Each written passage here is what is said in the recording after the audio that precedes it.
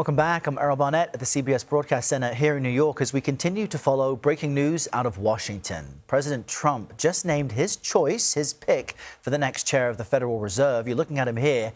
Kevin Warsh served on the Board of Governors from 2006 to 2011. And in a recent Wall Street Journal op-ed, he called the Fed's leadership broken. So what does this moment mean? CBS News business analyst Jill Schlesinger is here to explain. Good morning, Jill. What's interesting is the Wall Street Journal is out with an article now, with an article with the headline of the long campaign of Kevin Warsh, describing him as someone who really wanted and wants this job. He'd been in the Trump orbit for a long time. What do we know about him? I mean, he is an operator, if anything else. So, okay, this is a guy who is embedded in the Federal Reserve System. He served as a governor during the financial crisis, 2006 through 2011. He left that position 7 years before his term was up. He was appointed by George W. Bush, known Republican. That doesn't, disqualify you. But at that time, what was his frustration? It wasn't about interest rates being too high. It was that he thought they were too low. He is known in the world of Fed talk as a hawk. He has, in his career, argued for higher interest rates, now lower. Now, back in 2017, he was considered a contender for the Fed chairmanship.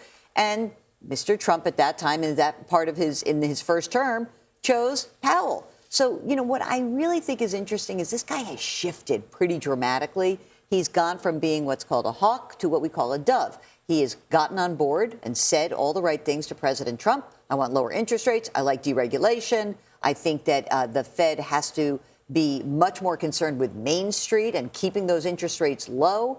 And last summer, he also was quite critical of the Fed around that renovation of the Federal Reserve building. That's the thing that sparked the Department of Justice investigation that was recently announced just a few weeks ago. And Chairman Powell insists that's actually a campaign for political reasons. He says he's innocent and that everything is above board. But you make an interesting point on the shift of perspective of Warsh, because President Trump nominated Powell for his current post until Powell, it seems, started to actually be independent and disagree with the president on interest rate policy. So what might we expect next? Because you have some senators, Republican senators, saying they want the Fed to remain independent and they will resist any nomination. Yeah, what's interesting is Representative Tom Tillis, a Republican, has said that until the Department of Justice drops this case against Powell around the building renovation, and again, this is about overage of a building project. It's not about policy. And the accusation is that Powell lied before Congress. Powell says, absolutely not. Here's all the documents. I got the receipts. They knew everything. So what's interesting when he comes in at this moment is, Tom Tillis says, unless that Department of Justice investigation is dropped, I'm not going to approve anyone. This is a Republican. So we have a little bit of a gap.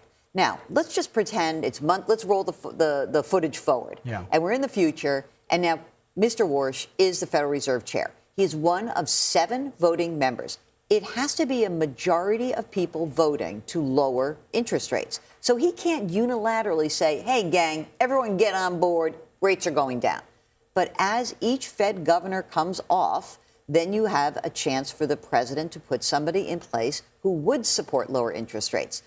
That may not happen fast enough because these terms are really long. They're 14-year terms, and they are staggered. So one thing that's going to be interesting is, with Warsh, will Jerome Powell say he will stay as a voting member of the board when his chairmanship is up? Right. And will he stay to fulfill his term, which lasts another 2 years? So he can stay as a voting member for 2 years and not be the chair. Fascinating to watch this unfold in real time. Jill, I'm so thankful that you were here to break it all down. Sure, Thanks so much. Thank you.